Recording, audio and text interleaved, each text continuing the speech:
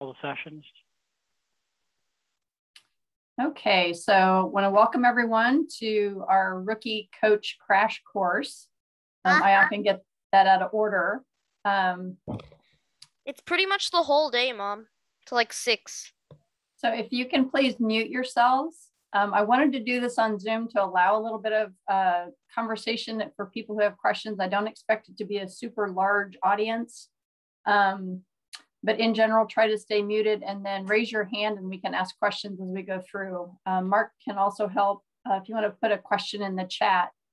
Introductions, Diane France. I'm one of the program coordinators for Planet Learning. Mark Edelman, our program director, game design committee, world championship head galactic referee, man of all things FTC. And then here's our contact information. FTC at Planet Learning goes to both of us as well as Jill. And so if you're looking for an immediate response, trying to hit all of us may be your best bet, or if you're not sure who to target your question to, FTC at Planet Learning is usually your best option. Our agenda, I really designed this class to be sort of an overview of when you're brand new and you don't even know where to start, you don't know what questions you don't know to ask. So I'm going to try to cover some of that kind of stuff. We'll go over a basic overview, talk a little bit about the dashboard, the various control systems, equipment, things you need to get started. And then also a little bit about our tournaments and how you actually get signed up for that kind of stuff through our website and how that all works. A little bit about the engineering notebook, and I should have updated that to say the portfolio. And then a little bit about what to expect at competitions. And since we're still wondering what competitions are going to be like, we'll try to cover what we know, and then some resources and kind of where can you go to get answers. As I said, everyone's muted. Please mute yourselves. I think you do have the option to unmute yourself, but please to keep background noise, stay on mute. You can raise your hand, we can unmute you. And again, if you have a question, you can also put it in the chat and Mark can help answer those and bring those to the discussion so that they'll be in the recording. It will be recorded. It will be posted on our website. So if you are somebody who missed the class, welcome to the recording. And we'll have that up, probably not at 2:30, but in the next day or two, this will all be posted. I'm hoping to be done in an hour. If you have extra questions or need extra help, we can take a little longer as necessary.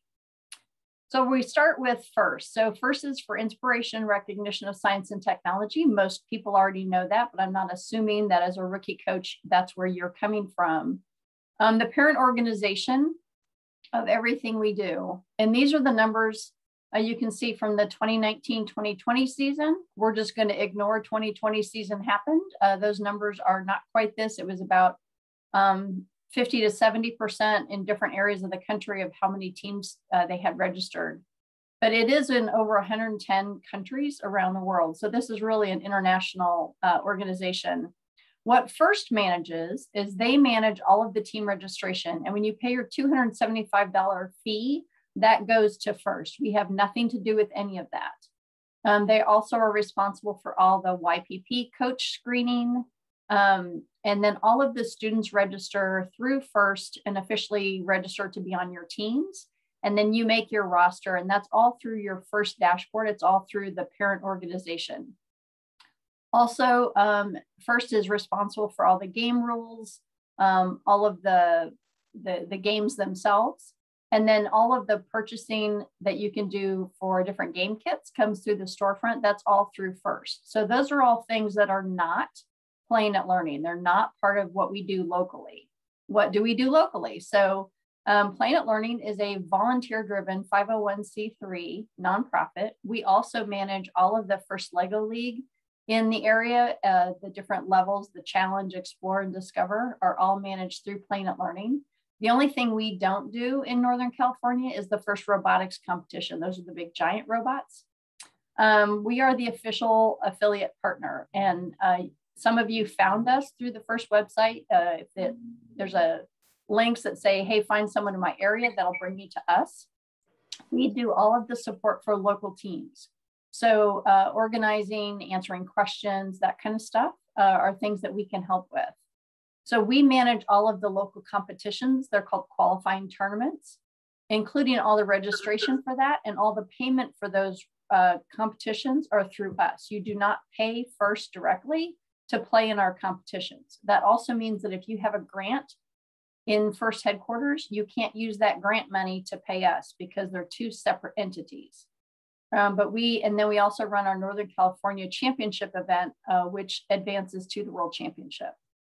So that is sort of the difference between FIRST headquarters and Playing at Learning locally. Sometimes those are overlap. So the FIRST dashboard. So these are the things, again, that you manage through FIRST. All of the things listed here, how you create your team, editing your team information, paying your registration fee and going to the storefront. The mentors and coaches on your team, maybe school administrators, that kind of thing, are all managed through the FIRST dashboard. The YPP screening for any individual is through their individual dashboard. And then your student roster, putting the students on your team list. And then when it's time for Dean's List nominations, if you have an outstanding student you want to nominate, that's through the FIRST dashboard, as well as the grant information. And so I'm going to try to, oops. We are going to switch over here real quick and look at a dashboard. So this is my dashboard. You can see my name up here. In the drop-down menu under your name, this is where you'll actually see your acknowledgement forms. If there's a comment that you haven't signed your consent and release form or privacy form, that's all located under this acknowledgement forms. And usually if you have something outstanding, you'll see like a red exclamation point or some kind of indication that that needs your attention. You also, if you need to do youth protection screening, you may get a note that says you have to have 2 screen coaches. This is where you can go find out what that status is. So all of that is in the drop-down under your name. Now for team management, these are some teams that I used to be affiliated with. I'm not lead coach 1 or 2 for them, but I am lead coach for this one down here, which allows me to show you what this looks like. So under a team, you see there's the team options over here. So team information, this includes things like maybe your sponsor list or your school you're affiliated with, payment and product. If you need to pay for your team, your actual registration fee, or if you want to buy things through the storefront, that's where you do it. This is the link to get to that storefront. And some of those bundles are discounted, so it's a good link to know. And then if you have maybe discount certificates or some of those kinds of things, or if you have awards, they're also listed under the payment for discount codes. And certificates and awards are things that if there's something that you've been recognized with, you can see it there. The finance options, again, you'll see if you've received funding or grants that are paid through FIRST. So for example, if you're playing something, no, please mute yourself.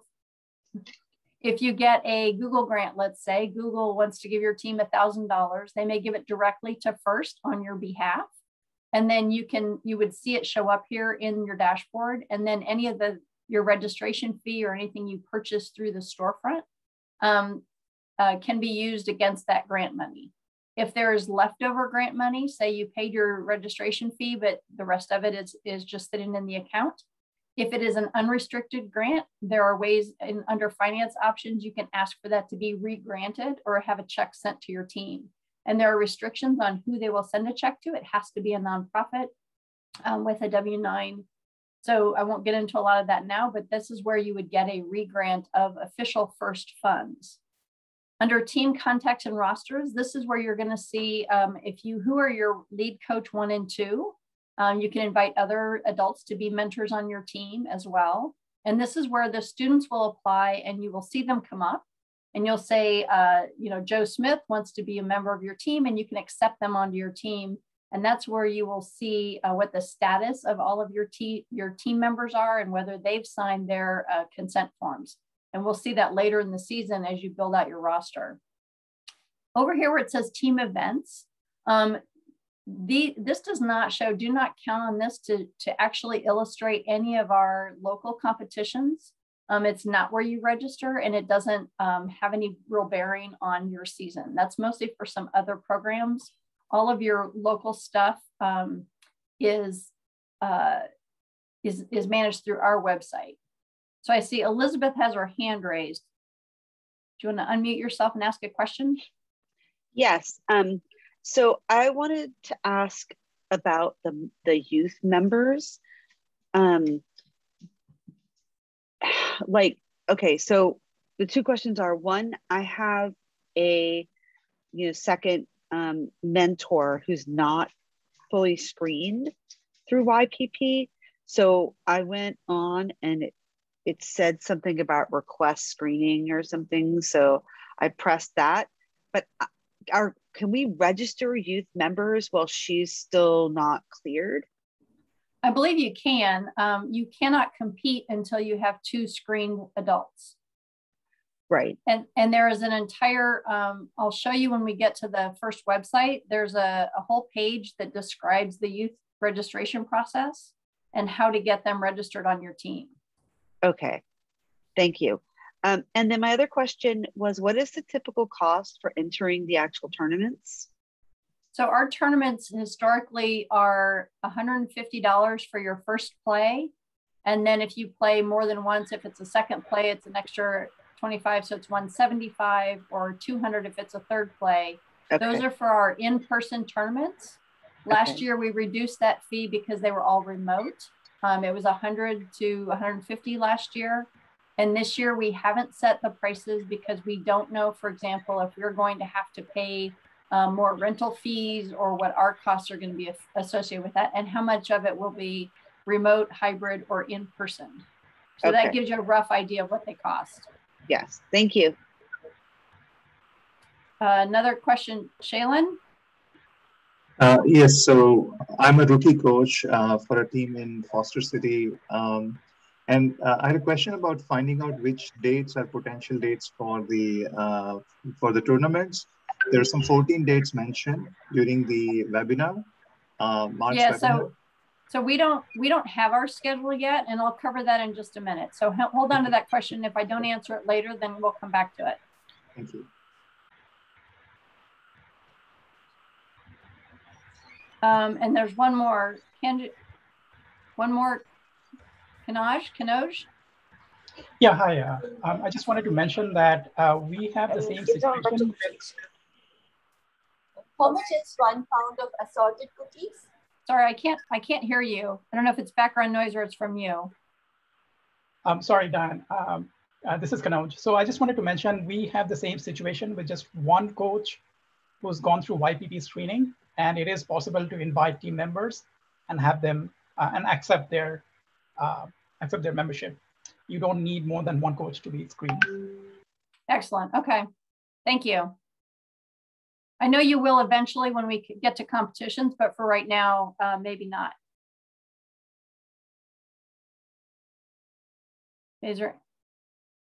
Okay, let's go ahead and keep going. So that's the dashboard stuff. If we go back to our presentation, I'm having trouble with my little view thing here. So let's talk about the equipment. The control and electronic systems, these are what's required for your robot. If you're a new person, if you're a new team and you buy these, you automatically get the driver hub with the control pads and the control hub with the accessories you see. You can also use the Rev Expansion Hub with an Android phone, assuming that it's a legal Android phone. Or you can use a control hub with an optional expansion hub for the hardware. You can also use an Android phone as your driver station. You don't have to use the driver hub. It's highly recommended if you're going to buy something, just go ahead and buy this one. The Android phones will start getting phased out over time, and you will start to lose some of the support for those. So it's a much more robust system. And so I highly recommend that. That's the control electronic system. Then there's also an option to buy a competition set. The two that are listed are the Tetrix and the Rev Robotics. Andy Mark also has a set. We could discuss all afternoon which one is better. Everybody has their their preferences. They're not required. It does make getting started easier because it gives you the vast majority of the parts and pieces that your team's going to need to get started building robots. They are discounted through the storefront. If you just go straight to Rev and you wanted to buy a kit like this, it's going to cost more than if you get it through the storefront. So there's a discount if you go that way. I mentioned AndyMark. They also have a starter kit. They tend to be a little more expensive. They also offer some optional drive-based kits. These are not required. And again, we could debate all afternoon whether they're a good idea or not. Some teams really like them. Other teams prefer to do their own custom drive bases with a lot of success. So it's up to you. AndyMark also has a lot of mechanical parts that are a lot of teams use, specifically their wheels and motors, that kind of thing. These little rubbery kind of wheels are handy and for a lot of the various mechanisms that robots will use. So those are the three main suppliers for a lot of the parts and pieces. They're not the only suppliers. The game manual specifies which are legal parts, and they don't specify where you have to buy them. So servos, for example, you may get from Servo City or any number of other distributors, but they are, these are the main kits that you see. So going on to our website, so in the NorCal FTC, so we talked about what we are responsible for and what we support. So the first thing we talked in this morning's announcements part of the day is signing up for our Google group. And again, we highly recommend that you get more than just 1 or 2 people on the group. We find it's a real bottleneck. And so we send information out to the teams through the Google groups, and then students will send us emails and say, hey, when does this happen? And we say, well, we sent it to the Google group. So the coach either isn't distributing the information or maybe didn't see it, but it's a good idea to have multiple people and make sure when you do join that you're signed up to receive emails. This is what the site looks like, and that's where you're going to find the join button. It's real easy to join that group. The other things that are really helpful and we get a lot of questions about, if you scroll down to the bottom of the page, you'll see this group here for teams, and there's a team list. I'll show you that in just a second here, what that looks like. We also have the qualifier list. Right now, it's still the schedule of last year's qualifiers that are on the page. We will be getting that updated as we have dates. And then there's also some advancement information down in here. So we're going to go now take a look. Oops, we're going to go take a look at those on the actual NorCal site. So again, this is the real site. Here's the join button at the top. Here's our schedule for today with the various Zoom links. In the middle section here, you're going to see, here's where you can register for the town hall. And we will have meeting archives and our teams helping teams. We'll have those buttons updated in this section. Here's a whole list of resources that included a lot of the remote stuff for last year. And so we haven't done a lot of updating on the site yet because until kickoff, a lot of the material wasn't available. So in the next week or so, you'll look to see a lot of these buttons and links will be updated. If you come down here to the bottom, this is where you're going to see a lot of the things that you'll use to manage your season. So let's start by looking at the team list. You click on the team list. Here's a list of all the teams that are registered for this season in Northern California. You'll find your team number. So I'll just look up here at the first one, and you click on the status at the right side, and then each team has their own page of information. It has your name, your city, what rookie year you were. It also then has different statuses. So to be eligible to compete in a tournament, you must have paid your registration. So you'll see that as a yes. You have to have 2 coaches screened. If this is a 1, then it means you're not going to be eligible to register for a tournament. So once you get 2 screened, this number should be 2. And then we also will have a survey that we ask all of our teams to do. This is things like your financing, your demographics, information about your team that isn't gathered anywhere else that we can have access to. Show email. And then it also will have whether or not your roster is complete. And so it'll tell you whether it's complete or your event ready. If you look down in the next section, in this case, lead coach 1 is okay. Lead coach 2 has not signed their code of conduct or policy yet. That means once they sign that, then this will go to okay. The number of adults you have registered for your team needs to match the number of consent forms that are signed. And the same thing is true with the youth.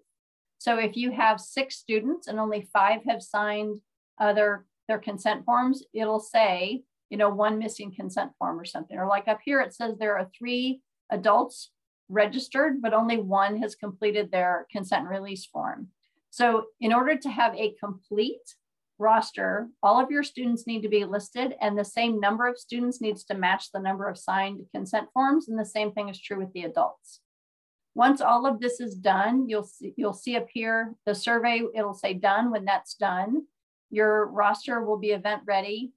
And then down here, when it's time to register, this is where you'll actually click to register for an event.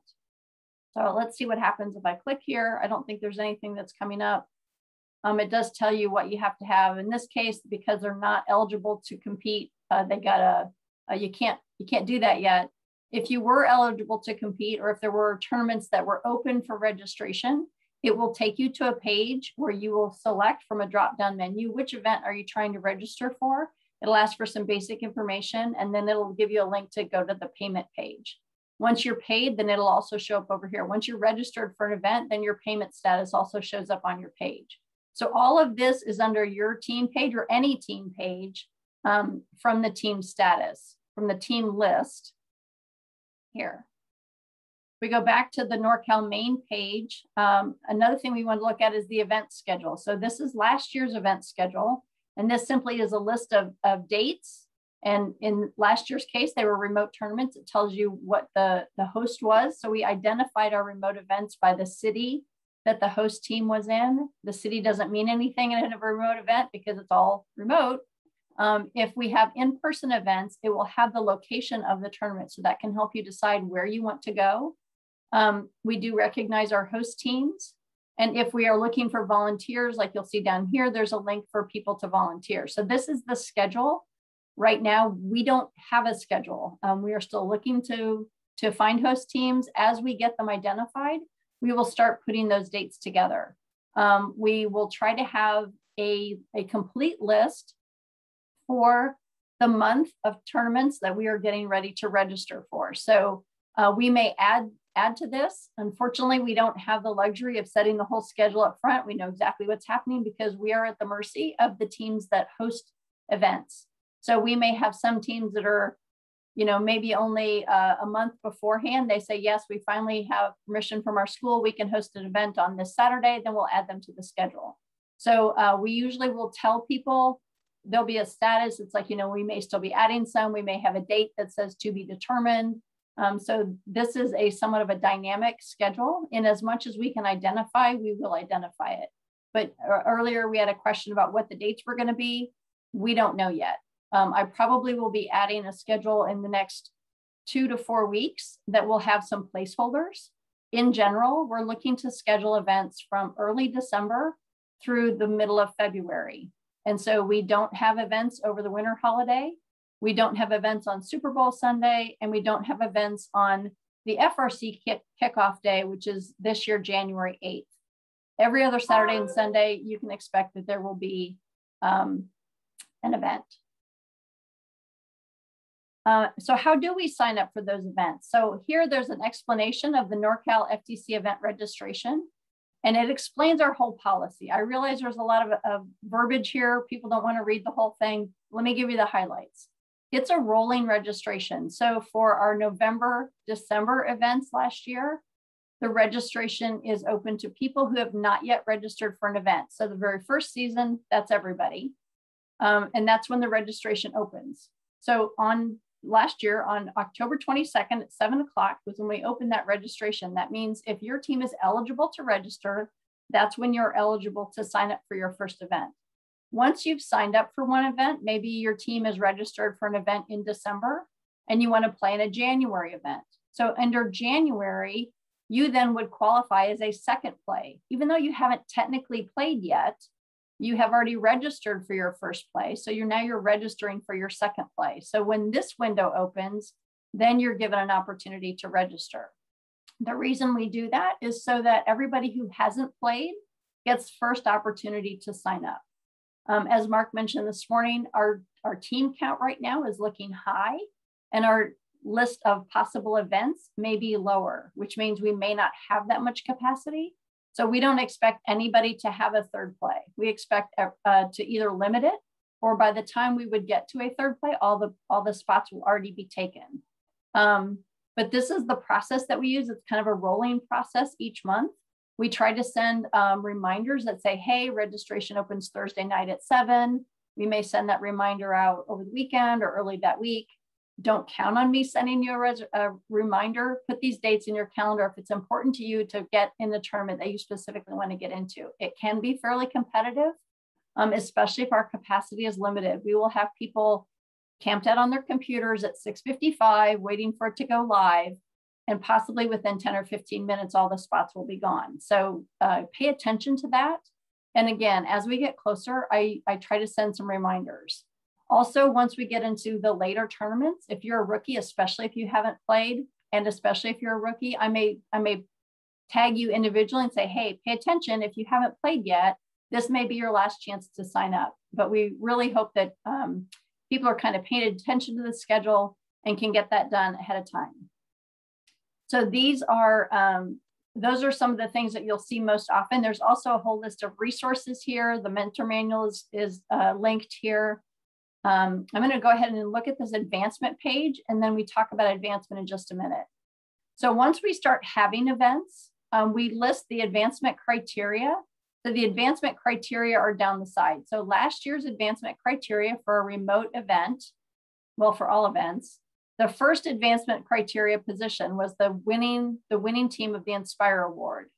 The second one was the highest rank not yet advancing. The third one was the second place Inspire, and so it went. Across the top here, we have which tournament or which event it was. And then we have which teams won in which positions. So what this tells you is our Google tournament on December 5th had 18 teams competing. There were 3 teams that advanced out of that event. Those teams are highlighted in the heavy bold.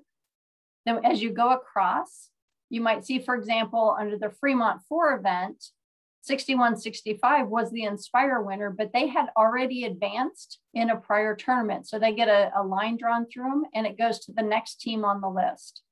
And so that's what we mean kind of by a wild card. In this case, 6165 had a wild card because although they were ranked higher, because they had already advanced, it goes to the team later on the list. And so as you'll see, if I bring this up a little higher, as you get over to the right side, the later events, you'll see more wildcard teams, and the list of teams that are advancing goes a little deeper in the list.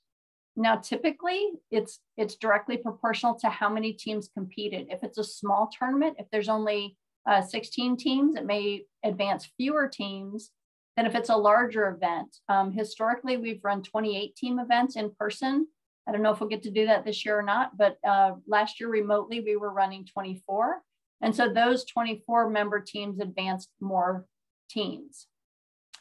So this advancement chart, we keep it up to date as we go through the season. I just want you to kind of put that in the back of your mind as we go through some of the other things. I think that's mostly what I wanted to show you on this site. So let's go back to our presentation. Any questions about that specifically? Why don't we keep going and we'll get to more questions at the end. So this is where we're talking about the advancement strategy. So this is, this part of the presentation is a little bit in a normal non-pandemic kind of world where you have lots of opportunity to compete. Historically speaking, teams that do the best in terms of advancement play early. They get a robot built early enough that they're ready to compete in one of the early events. Then they go back to the shop, they take what they've learned and can improve their robot and then play again later in the season. Teams, if you ask the kids, they're like never done, right? The robot's never done. They want to keep advancing it. There's more software they can improve on or whatever. But if you do play early, it kind of forces them to stop what they're doing, get ready to play, and then actually compete. And then they can learn a lot from that, and then they go on. And this is a challenge, especially for rookie teams, that they feel like they're not ready yet. Historically, if you play early, the winning score in an early event is much lower than an event in February. So maybe in December, a winning score, I'm going to make something up, it may be 100 points and that wins the match. But the same, the same game in February, the winning scores are probably going to be closer to 150 or 200 points. And so it's easier to win with fewer points earlier in the season. Again, I said if it's a larger event, and I don't know if we'll be able to have larger events this year, we all wish we had a working crystal ball. But if it is a larger event, the higher the team number, the more teams will advance out of those tournaments. Single events will have fewer teams. And again, I mentioned that later events in the season may also have more wild cards. So there's a trade-off between playing early and getting a lower score to win and playing later and having more wild cards. So maybe the advancement criteria is a little lower in the list. But it's good to have a discussion with your team and think about what your goals for the season are. If your goal for the season is to advance to the championship, you may have a different approach than if your goal is maybe to score a certain number of points or to have 100% of your team members involved in what you're doing, or to have fun. You know, we have teams that are at all different levels across Northern California, and it varies by team. So have a discussion with your team and really ask your kids early in the season, today, tomorrow, what would make this year a successful year for us? What does that look like? And if your team is, you know what, we all want to learn something, we all want to grow, we all want to be able to write a line of software in the program, then you need to think about what those successes are and how you're going to plan your season. But have that competition plan. Don't wait until the robot's done to think about, oh, I guess it's time for us to sign up for an event. You need to think about it early and then be ready to execute. So if you decide we want to compete at this tournament on January 9th, then think about that. But if you don't get in that tournament, what's your backup plan? And once you sign up for an event, you are obligated to pay for that event. So if you sign up for a December 4th tournament and you're not ready yet, and you try to cancel, you're still going to have to pay for that event. So be mindful that if you take a spot, you need to be ready to play in that spot. And we will likely have a wait list so that if we do have teams that cancel, we might be able to put in some alternate teams. The last several years, we've had a wait list because we have more people that want to play than we have spots for them to play. Any questions about the advancement? Shaylin? What are the rules for advancement? Just the maximum score in a given tournament, or there is more to it? So in Game Manual 1, there's a list of advancement criteria. And what it typically is like an Inspire winner.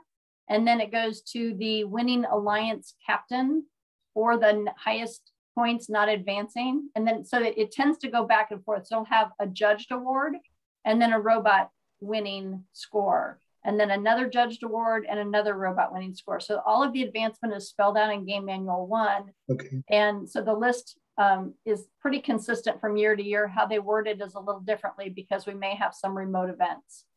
Sounds great. Okay, let's keep going then. So the engineering portfolio and notebook. So think of your engineering notebook as a documentation of your season. It includes everything from your team members to your design process, your thinking, things you've tried, experiments you want to run, the data you've collected. Some teams also use it as a log of what we did last meeting and what our goals are for next meeting. The notebook is something that you may keep running throughout your entire process to document that process. And these are life skills that technical people have throughout their careers. So it's a really great way to get kids thinking about documenting their ideas. It can be hand-drawn documents. It can be scribbles on notebook papers. They may be typed up in an electronic format, but you want to keep that process and keep that history throughout your whole thing, specifically around design decisions, what worked, what didn't work, what did you consider, why you made decisions. The judges want to see how your team evolved in some of those kinds of decisions throughout the year. The portfolio, what happened is the notebook became a competition for teams to see how much they could actually generate. So we had teams that would generate, 2 3-inch binders of material. And the judges can't possibly read all of that in an interview and a quick evaluation of the team. So they said, you know what, we're going to teach students to do an elevator pitch. We want a 15-page, give us the creme de la creme. Tell us what you did, what you most want us to know.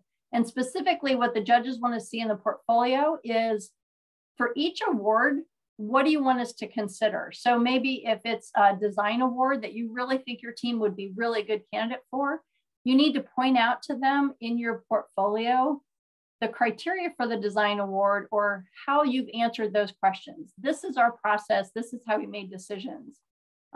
If you have a business plan, it should be in your portfolio. So it's kind of a condensed version of your notebook. It's the most important stuff that you want the judges to know about your team. There is a whole outline in the game manual that talks about the portfolio and the engineering notebook. And I highly recommend that you pay attention to what's in there. And you'll find that as you go through the season, you can develop those thoughts as you go, but start today.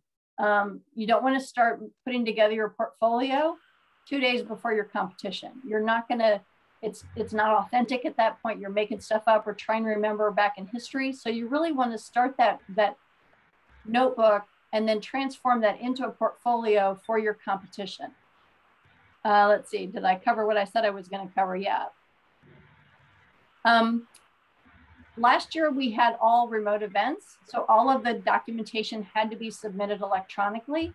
So we highly recommended that people do their portfolio in an electronic format. A lot of people did like a Google group or a Google sheet, a Google document that they would just add to each day or whatever.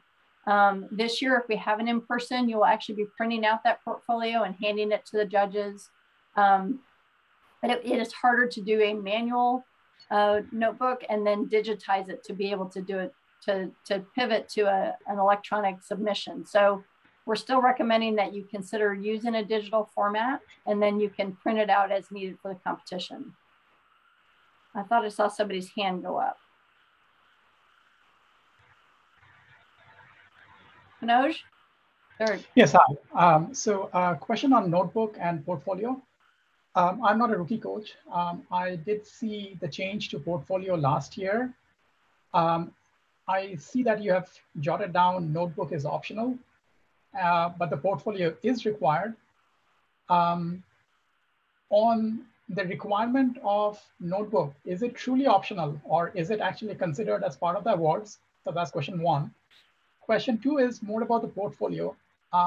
Last year, what we ended up doing is putting in the design process, hardware, software, design, CAD, details around that. I don't know if we did the right thing last year, just because we joined in the middle of the season. Could you talk more about what you would expect to see in a portfolio? Question number two. So a couple things. The notebook is truly optional. The judges will not ask to see it. If you have a notebook and you want to show that, if you specifically want them to see something in your notebook, you will need to either share that during your interview with the team, with the judges, or if it's an in-person, you may print out your notebook and have it at your pit. It is completely optional. The judges will not ask to see it and may not even ask if you did one. I don't even think they're going to ask if you did one. All they're going to be looking at is your portfolio, unless you specifically have something that you want them to see. Last year with electronic, there was no way for you to even show them your portfolio. There was no way for them to show you, for you to show them a notebook unless you literally held it up during your interview and said, look, I want you to see this in my notebook. So it is truly optional. It is highly recommended because it is your sort of weekly log of the whole process. It would be very hard to summarize that into a portfolio as you go. So you really want to be able to share that, to pull out the best of your notebook. But if you don't have a notebook, it's hard to do that. So each team kind of figures out their workload and whether or not they want to do one or the other. The other half of the question, I I highly recommend what you might consider doing is if you look at the advancement, for example, of which teams last year won the Think Award, which is a lot to do with your documentation. You might reach out to those teams and say, hey, would you share your portfolio with us? Or they may have it on their website, and you can look and see what a winning portfolio looks like. In the past, they have had winning notebooks examples on the FIRST website. I don't remember if they've added winning portfolios or not, but you might consider reaching out to some veteran teams and say, hey, how are you doing your portfolio? What kind of information do you put in there? There is a fairly decent description in the game manual of what you should put in your portfolio. So hopefully that answers your question. And the more detailed question would be appropriate to bring up during our judging session that'll come in a little later time frame. Yeah, we're going to have a second day of kind of workshops that are specifically geared toward getting prepared for competitions, and we expect to have a more detailed discussion about portfolios. There's also a workshop this afternoon that one of the teams is putting together on the notebook and portfolio, so you might have somebody sit in on that class as well. Okay, so what to expect at competitions. And so this one, I'm going to pretend like there's no pandemic. So back in 2019, what did our competitions look like? First of all, it's all spelled out what to expect in the game manual, part 1, in sections 3 and 4. It talks about what the day goes like, how the day goes, how the competitions run, that kind of thing. There's also in the resource library a preparing for competition document that does talk about the different kind of checklist things that you need to be ready for. Number 1, you need to be there as soon as the doors open. You will have a schedule that says when you get inspected and when you get judged, and maybe the doors open at 8, but you don't have a time slot until 9. Don't think you can wait until 9 o'clock. You need to get there as soon as possible and hit the ground running. You want to be sure you're bringing what you need. Bring your working robot. You're not going to have time to solve problems in the morning of the competition. If your robot is not ready to pass inspection, if it doesn't pass inspection, you may not be allowed to play. And so we really want to be prepared. Don't wait to answer those questions. Go through your inspection a week or 2 before your competition to know if you're going to have problems, and then have resources or have time to ask questions to help those problems get solved before the night before. It's the saddest thing when a team comes and their robot doesn't pass inspection for some reason, and we have to tell them, I'm sorry, you can't play. So be prepared. The tournament directors will send out information specific to their site. They'll tell you if they're going to have lunch options available, or if there's maybe specific information about where you need to park or that kind of thing. This year, I expect that information to include any considerations for COVID, whether you have to be vaccinated or whether you need to be in masks, or if you have to sign a special waiver or any of that kind of information. So it may be site-specific information that will be sent out to the team contacts. You need to be sure that you share that with everybody on your team, all the team parents or team students, so that everybody knows kind of what to expect that day. It's really important to plan your food. These are teenagers we're talking about, and they get hangry. If they are hungry, if they're dehydrated, they may not feel hungry or dehydrated, but all the stress level goes up and all of the filters and anger get right out the window. So it's really important to plan ahead to consider snacks or water bottles, or when or how you're going to have lunch. And then set the team's expectations accordingly. One thing that always surprises some rookie teams is how loud it can be, or maybe how overwhelming it can be. In the stress and the heat of the moment, we want to really focus on staying graciously professional to everybody. We have volunteers, we have other team members. We need to just kind of compete, be excited, but try to maintain a little bit of calm, even when things go wrong. Your team may have done 100 autonomous runs that worked every time. You put it on the field and nothing works the first time, and their stress level is going to go through the roof. So you want to help them be prepared for that. If something goes wrong, take a deep breath. We'll take it back to the pit. We'll figure it out. You know, we've had kids that in the heat of battle start yelling at the referees or something. We don't want to do that. That's not what FIRST is about. So set their expectations that it's going to be a little stressful, but it's going to be fun. And they're going to be able to see this huge challenge. And we highly recommend that you see other robots, talk to other teams, learn from each other. That's part of one of the best parts about playing in person. And I think setting those expectations can really help diffuse those kinds of things when they happen. If they're not expecting it, then they're more surprised. In today's world, we also have a remote event option, which we're hoping not to have to use. I imagine we will have some remote events because I don't think every team is going to be able to compete in person. We're still looking in our crystal ball, hoping to figure that out. The remote field event, field requirements are well documented. You'll play matches over 6 days, kind of by yourself in your shop if that's the way it goes. We are looking at hybrid options. A hybrid option may look a little bit like both. We may have a day where you show up, instead of starting with inspection and judging, you'll only start with inspection and immediately start playing matches. We'll get through the matches. We'll have the elimination rounds at the end of those qualifiers, and then the day is over and everybody goes home. And then on a different day, everybody will get online and have a judging session. And at the end of that day, we would have an award ceremony. And so that's what we anticipate a hybrid model might look like. We could do judging first and then have all the matches in person. We don't know what that looks like yet. We're still working on it. We'll let you know as soon as we know. But if it is a virtual judging, whether it's in-person play or remote play, you will have 2 interviews. You'll have one in the morning. You have 5 minutes to present something to the judges. And then the judges will ask questions, usually for about 5 minutes, Q&A on the kinds of information they're looking to get from teams. And then there'll be a follow-up question interview in the afternoon. In person, the judges would walk around in the pits and maybe ask follow-up questions.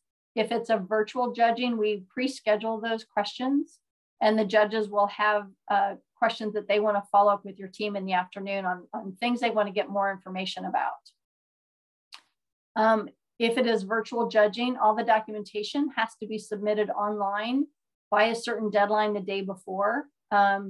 We really need you to focus on what those deadlines are and be aware of those deadlines. Everybody wants to wait till the last minute. They got to finish that last bit of the portfolio, the last bit of programming. But we need to make sure that you're meeting those deadlines. Again, we don't want to have to disqualify a team from judged awards because their portfolio was late or incomplete or they couldn't get it done. So be aware of those deadlines. As we try to unravel this and kind of see what the situation is, it's going to be in flux. You know, I think last year we had, I don't know, Mark, was 3 or 4 versions of what we thought the season was going to be like. I expect no less this year. We're gonna take our best shot at how things are going to go, and then you don't know what's going to happen. But we will communicate that as openly and transparently as we can as we get tournaments on the schedule and committed sites to be able to host events. We will let you know. Any questions on our competition days? I'm not sure if I actually specified this. So what to expect? This is one of my biggest surprises. The very first FTC event I ever went to, you know, the doors opened at 8 o'clock. I was all excited, let's start playing, and nothing happens.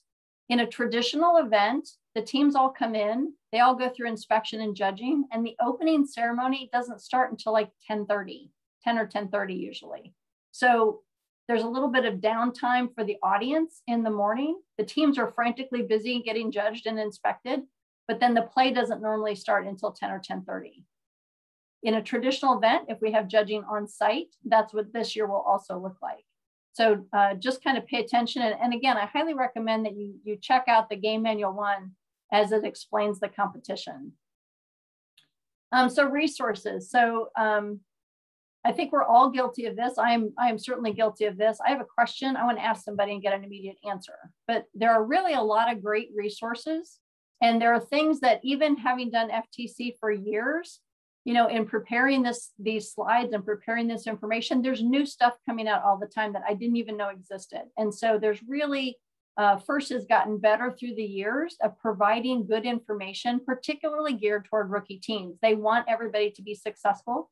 You shouldn't have to spend 3 seasons getting to learn everything. So they're really good about being able to put stuff together. So the official manuals, the game forum, and then some of the community. I wanted to flip over to the FIRST website. So when you go to the FIRST Tech Challenge program, you get to the game and season page. Across the top here, you'll have different links. I always miss these because I don't think they're well documented, but you see the links down the side here. The game materials is predominantly all of your game manuals. So you'll see this morning updated just today, the game manual part 2, the 1-page game description. All of the information about the field materials and manuals are all here. Remote team resources. So this is where you're going to get what the remote scoring system looks like. And again, some of these haven't been updated. Kickoff was just, a few hours ago. So be a little patient as these get updated. The Q&A forum links will be here if you need an official ruling or want to get an official ruling. The DIY resources, if you want to build your own field and rather than pay for one. And then once we actually get to event results, they're all listed here. Team materials, some of the control award submissions, inspection checklist forms, that kind of thing. This is all under the game and season materials. If you look at robot building resources, you get basic guides from Rev, from Tetrix. There's a ton of information in here, design resources, and then they also have some programming technology reliability checklist. I guarantee you there's stuff in here that you don't know that will help your robot be more reliable if you look at the checklist. That's why they put these checklists together. Back to the programming resources, this is a similar kind of page. The team management page, I highly recommend as rookie coaches. There's a lot of good stuff on here specifically for you. The mentor manual, the coach's playbook. The coach's playbook is fairly recent. It talks about kind of on a week by week, what should your team be working on? What should you be thinking about? Season guidance. So this has been a living document as they've updated as the pandemic has progressed and what's possible, what are the best practices that different teams have done. They've tried to give guidance in this document. There's budgeting, there's fundraising, re-granting policy if you've gotten a first grant, what that looks like. The outreach, some of the Team Blast information. And then here we have some notebook guidelines. This is where they have some notebook examples, and these are fairly old examples. They may have some portfolio stuff added this year, I'm hoping. And then again, some building the bot and preparing for competition. So here's where you'll see the preparing for competition checklist, a pre-match checklist, things like, are the batteries charged? Did we remember to do this with the software? Whatever you need to do, there's some kind of checklist there. The judging feedback form. If you'd like to have some feedback to your team as how their judging session went, this is where you'll find that request form. And a little bit of information down here about scholarships and whatnot. These are all really, really helpful resources if you use them. Again, there is a,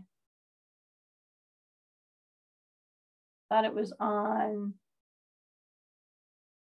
when you go to any of these, like the robot resources, this is the resource library. And if you go back to the search, you can search for different topics in here. You'll, maybe click off the FIRST Tech Challenge button and look at specifically, Vuforia or software or something like that. And you can help find things. Sometimes it's a little hard to find things in the resource library, but if you really are persistent, hopefully you can find them. There really is good stuff if you take a little bit of time to dig through it. Again, I mentioned the team management resources. All of these things are in the team management, the pre-competition checklist. And I even recommend look at that early. Don't wait until the night before the event to see if you've already checked the boxes. It helps you think about what you need to be thinking about. Okay, so that's the end of my presented slides. There's a lot of chat that I haven't seen. Mark, are there questions that you have that we need to answer? I think we've taken care of most of it. I think we're in pretty good shape. Excellent. So one of the things that we can really help with, again, is rookie teams typically don't know what they don't know. And if I can just leave you with a couple of thoughts, don't be afraid to reach out for help. We have a huge community of teams that will help each other.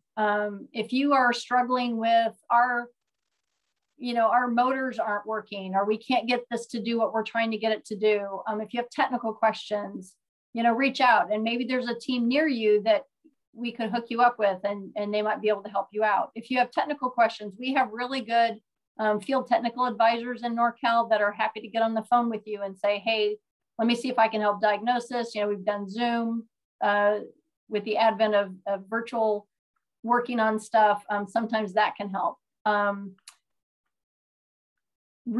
Get in the Google group and make sure you're getting those emails and read them. I send very carefully worded emails. I try not to make them too long because I know people don't like to read them too long. I like to put the subjects in the top of the email, and then you can kind of skim through. I use bold where I have to. I put links in there. But if you don't look at it, if you don't even open it, then you're not getting any of that information. When you get a note from Google Groups, if you're the coach, forward it to your whole team. Then if you didn't read it, maybe somebody else will read it. But if you think, oh, I'll read that later, you've missed the information. And if it's a reminder of something that's coming up, you're going to miss out. So try to keep up with the communications that we send out. We don't send a lot of spam stuff. I try not to send notes that often. I'm very cognizant of the fact that if I over email, nobody reads anything. So I do try to be considerate about that, but there is information we're trying to share with you, and we are hoping that you can receive it. So really stay up with that, and then really enjoy the process. The outstanding part of First Tech Challenge that is unique to all the FIRST programs is the iterative nature of the program. You can build a robot and you can go play, and then you can go back to your shop and improve on that process. And even if we don't have multiple plays per team this year, set a date for yourself on the calendar. Say, you know what, by November 1st, we want to have a robot that we could go to a scrimmage. We could, run 6 matches in our shop and see how we do, and then figure out what you need to improve from there. And then go back and look at how it worked and what kind of things you can improve. If it's one constant building process and you never kind of test yourselves, then you've missed out on that iterative nature of the First Tech Challenge. Hopefully we'll be able to get some capacity in our competition plays so that everybody can have a couple of plays to be able to really do that sort of first play and then improve and play again. Fingers crossed. Rookie teams aren't allowed to be hosts, but if you know of places in your area that might be able to host, feel free to send them our way and we can hook up a veteran team with those sites. We really are needing some spaces to play some robot games this year. Looking forward to actually being able to see robots play this year. Fingers crossed. Any last questions? Well, there's one I was just getting ready to type an answer to, which was, is there a best way to reach out to other coaches in the area? As a rookie, I'm interested in help. I'm at an Oakland high school in the East Bay, if that helps. So we are not allowed to share communication or private information with teams without their permission. But particularly if you're a rookie coach and you say, hey, this is where I am and this is the kind of help I need, we could send an email to teams in your area and say, hey, there's a rookie coach that needs some help. Would you be willing to share your contact, or would you be willing to help them? And then we might be able to connect you.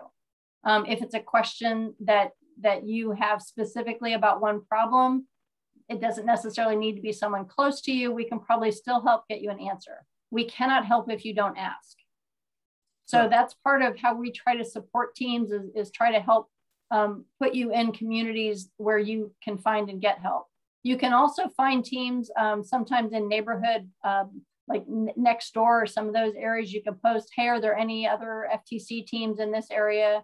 You can search on Facebook, different kinds of social media, and you may find teams that way as well. I appreciate that. I do. This seems a little overwhelming. I'm on the first day. So I would reach out. Where would I post that question? So are you the one in Oakland? Yep. Okay, so I don't know what's in your area specifically.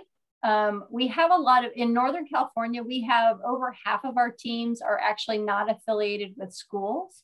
They're actually neighborhood or community teams.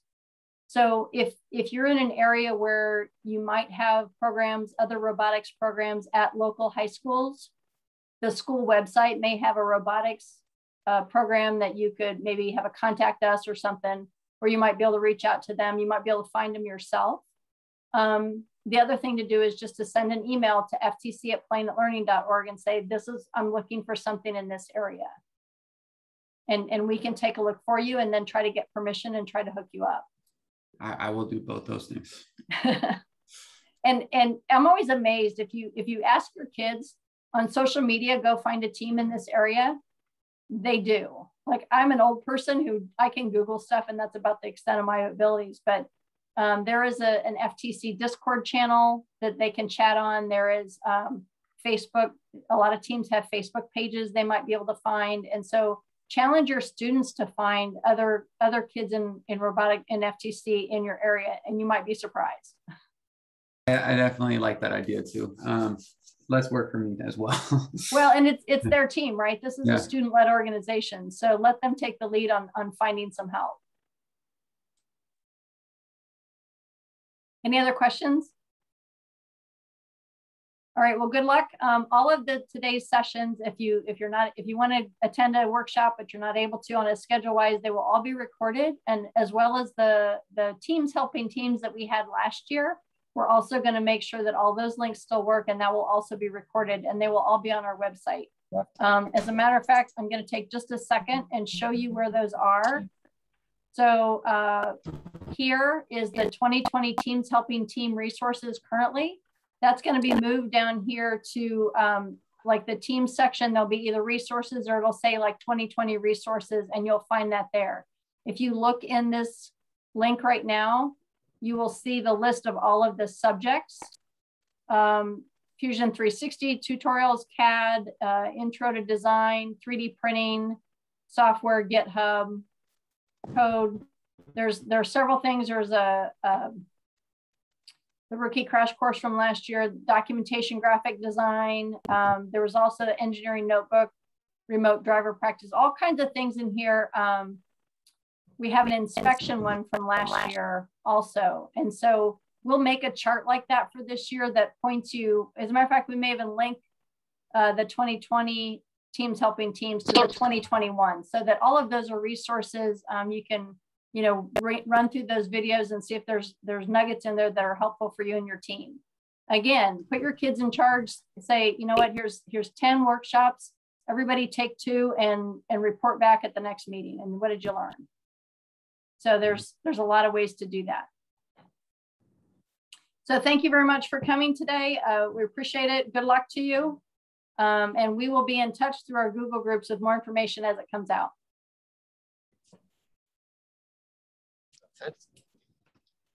Good luck, everyone.